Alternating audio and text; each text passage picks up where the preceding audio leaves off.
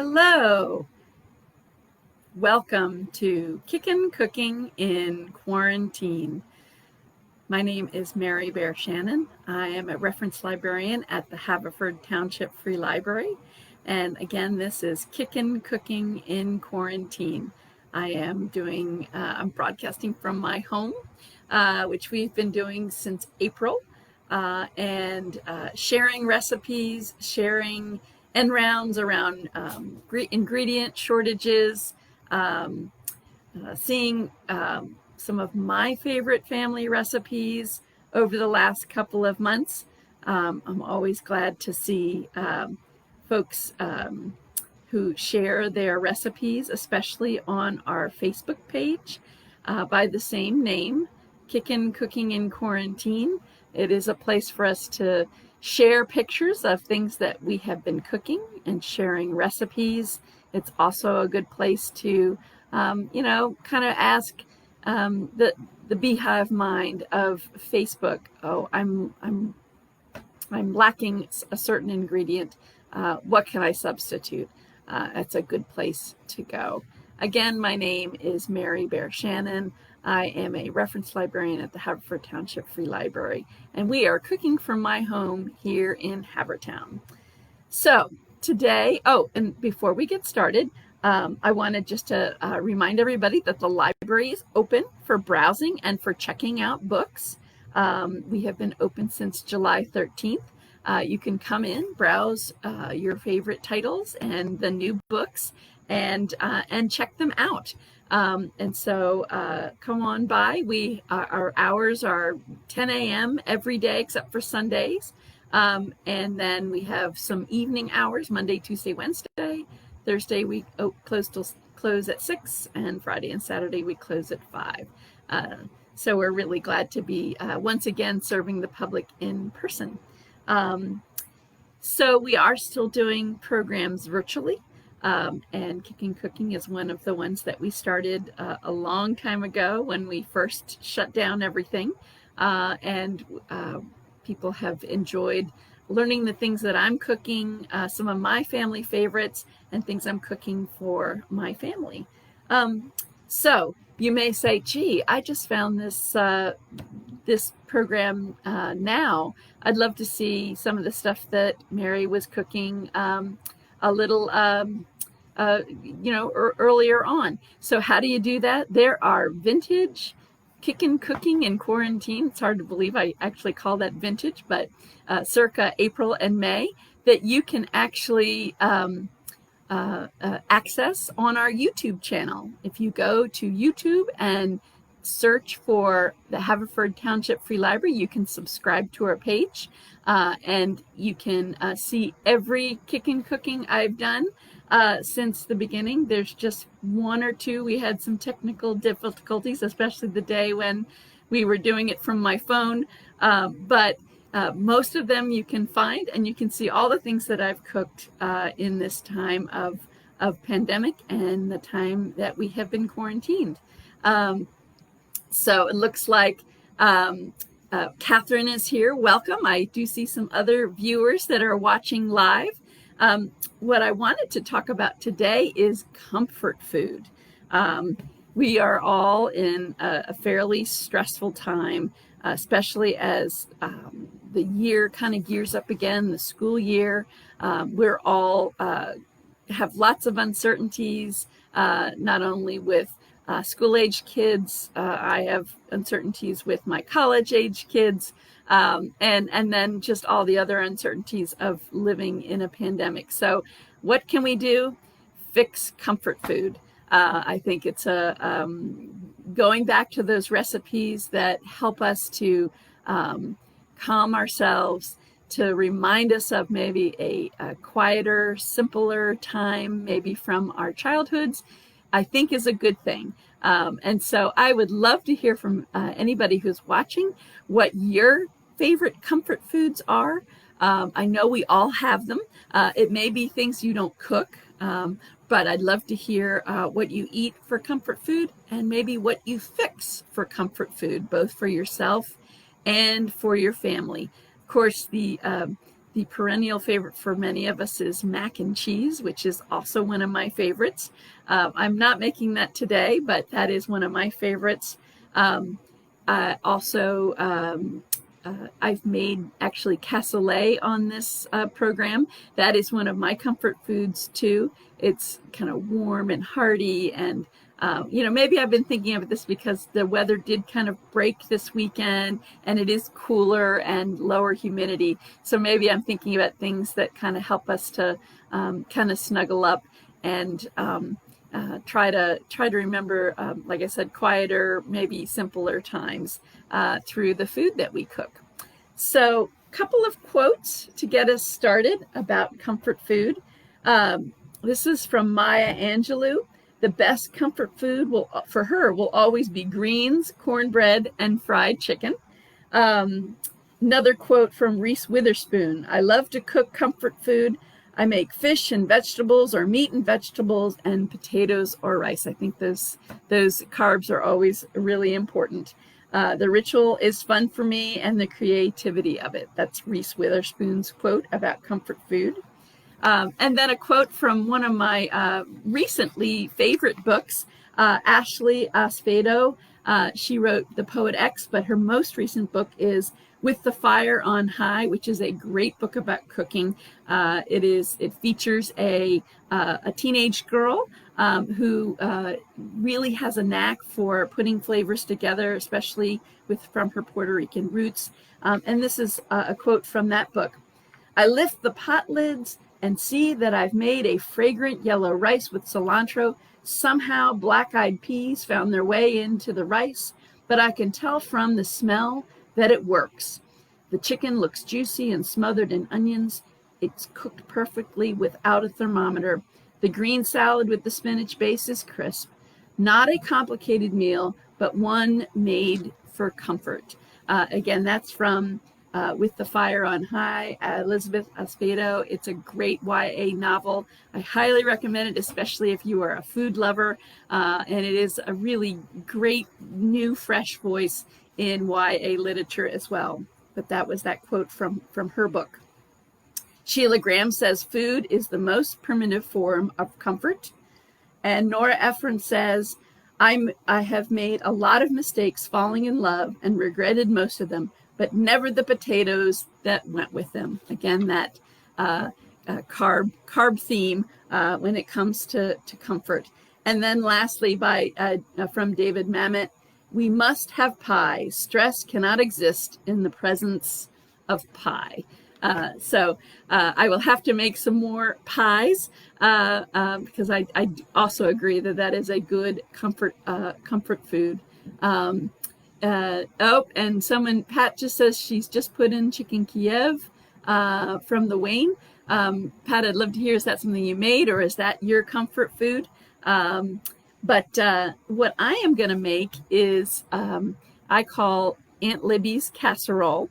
My Aunt Libby is my grandmother's youngest sister. She is the only surviving sister of almost 30 years, a 30-year span of sisters. And my Aunt Libby is the last. She is the only remaining sister. My grandmother has been gone since 1989. But my grandmother was a full 27 years older than my Aunt Libby. But my Aunt Libby is 100 this year. And this recipe came from her. It's funny because she kind of barely remembers cooking this recipe, but it has absolutely become a Bear family. It became a Bear family favorite, which is my maiden name. And now, of course, it has become a Shannon family favorite. And all of my sons have said to me, you should do Aunt Libby's casserole for Kickin' Cooking because it's awesome.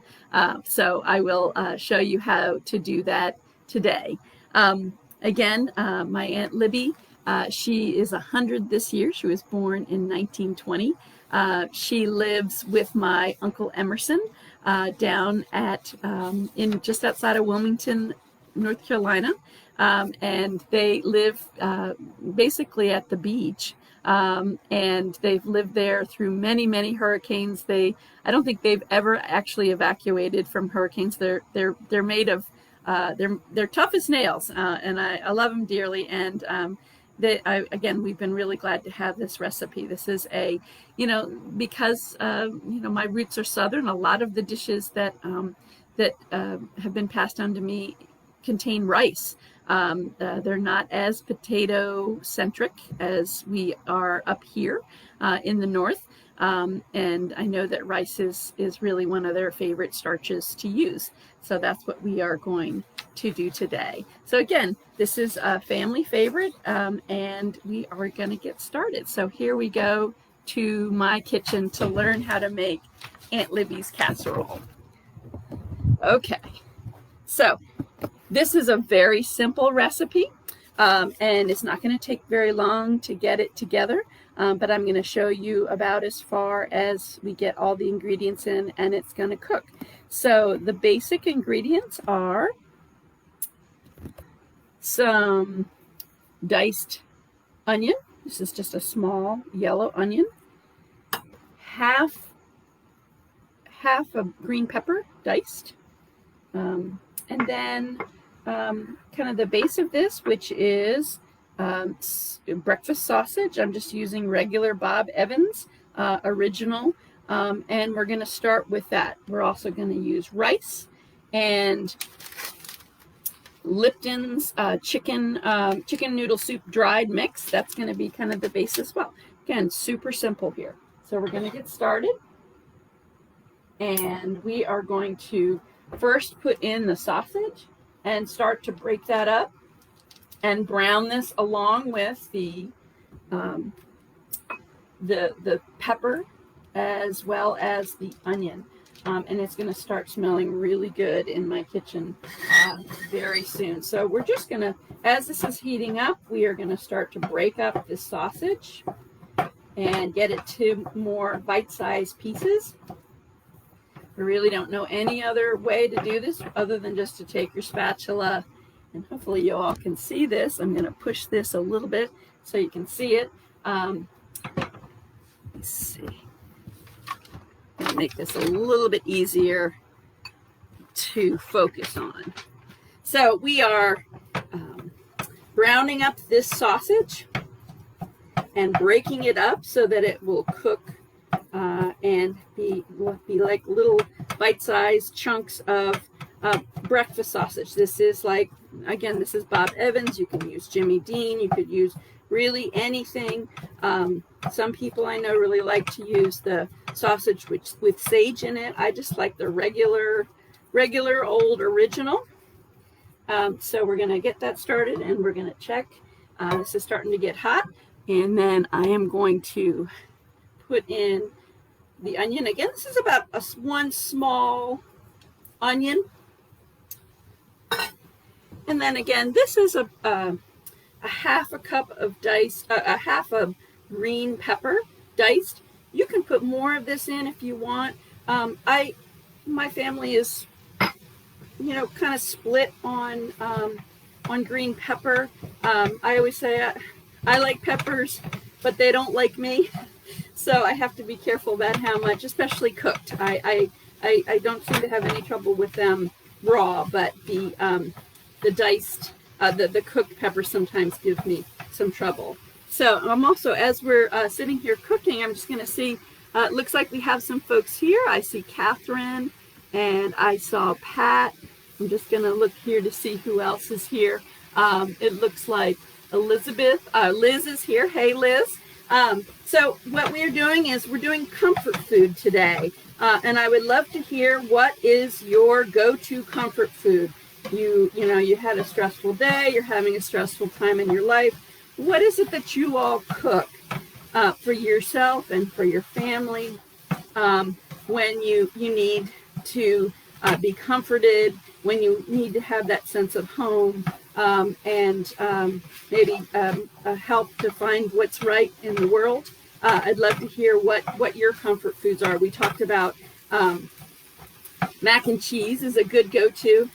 This is one of my comfort foods. It reminds me of my childhood because It comes from my side of the family. It comes from my Aunt Libby, hence the name, Aunt Libby's Casserole. And so love to hear what you all cook when you are stressed or when you need good comfort food, when you're tired, when you're needing to, kind of get back to your roots, get back to your family. I'd love to hear what your comfort food is. So we are just browning up. This is breakfast sausage. This is some onion. This is some green pepper. And we are just getting that to brown. Now, while we are letting this brown, I am going to show you what else is going to go in this. And as soon as we get everything browned, we're going to put the rest in. And we are going to put this on the lid because we're going to be cooking rice and we need to have a secure seal. But what I'm opening up here is just, a regular package of Lipton's chicken noodle soup mix. This is dried. You can get this easily at the grocery store. And I am going to mix that with about 2.5 cups of water. And I'm just going to mix this up. I'm just going to whisk this up so it's going to be ready for when everything is browned and sauteed and ready to go. Again, this is a super simple recipe. It is one of my favorites. I just, felt like I needed some comfort food today.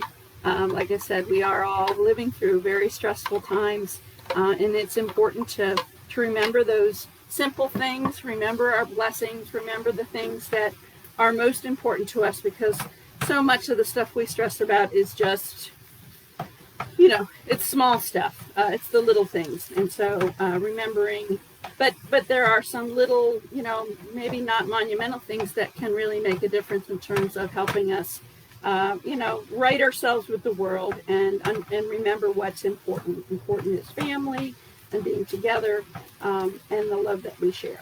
So that's just kind of my sermon for today. But I'm just going to look to see, has anyone shared with me some of your comfort foods? I'd love to see them in the comments of this broadcast. What is it that you make when you need to be comforted? What is your go-to? What is from your childhood? Maybe something your mother made or your dad made, something your grandmother made that you go to when you are not feeling your best. I remember seeing an interview with Oprah years ago, and I guess she had a movie that didn't go particularly well, and she said, the first thing I made was bread pudding. So that is her go-to comfort food. And, she knew exactly what to do when she wasn't feeling her best. She went to her comfort foods. Now, again, we don't want to, find that food is the only way for us to sell foods. We know that, but we also all have to eat. So it's important to find those things, to eat well, to eat healthy, to eat things that remind us of home, but also to eat things, to eat well. And I think this is a dish, this is an all-in-one dish. I will actually serve probably some broccoli with this, and that will be dinner. It's got a starch, it's got meat, it's got vegetables in it. It's a savory, and this is a real simple dinner, but everyone seems to love it. So it looks like we are pretty much browned at this point. So what I'm going to do is I am going to stir in this blend of 2.5 cups of water and the chicken noodle soup dried recipe that was added to the water. And I am just going to pour that in. And this is, of course, so then you've got some pasta that's going to go in here. So I guess it's kind of like almost like a rice pilaf, because you've got the the rice, and you have the pasta along with the savory sauce with the chicken noodle soup seasoning. So we are going to mix that in, and then the next thing we're going to do, the last ingredient, is a cup of rice, and this is just regular white long grain rice. You could use any kind. If you use brown, just make sure that you allow for the cooking time, because that does take a lot longer to cook. This, once I get it up to a boil and I close the lid, is going to cook for about 10 or 15 minutes. You're going to want to cook it until all of the liquid is has been absorbed by the rice. So it will plump up and it will double, and this will be just a great casserole for a weeknight dinner. It is one of those things that's quick to do. Here it is. We've only been here doing this a couple of minutes, and we are ready to go. So anyway, I'm going to put this lid on. You want to make sure you have a well-fitting lid.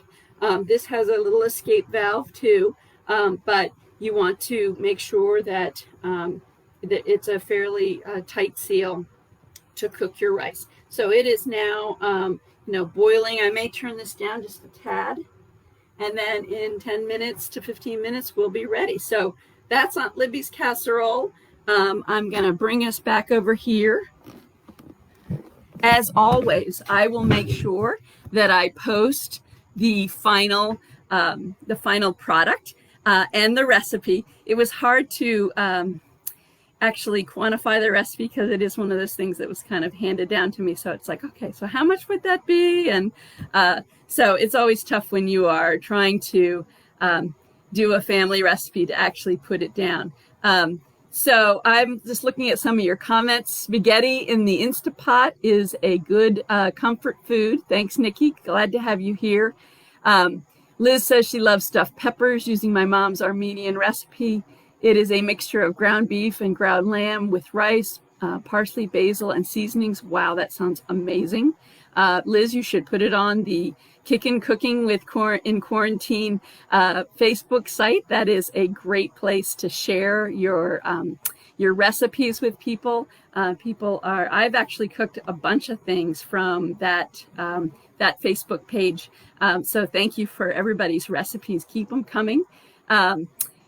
Mary Jones says homemade chicken noodle soup with homemade mashed potatoes. Sounds fantastic. And then Liz also said a dish of good ice cream offers comfort on a bad day. So does good chocolate. So I totally agree. So again, we've made Aunt Libby's casserole. Thank you, Aunt Libby, down in Wilmington, North Carolina. Glad that you're still with us at 100. And thanks for joining us today. Again, if you haven't joined our Kickin' Cooking in Quarantine Facebook page, that is a great place to trade recipes and to post pictures of things that you have been cooking, and just to share your ideas about substitutions, things, especially when you can't find things at the grocery store. I know that maybe there are fewer shortages now, but we're also not just dropping everything to run to the store, because it is a little bit more complicated to go to the store these days. So it's a good place to be able to share your ideas. So anyway, thank you for joining with me today to let me share some of my comfort foods. And I hope you all have a great week.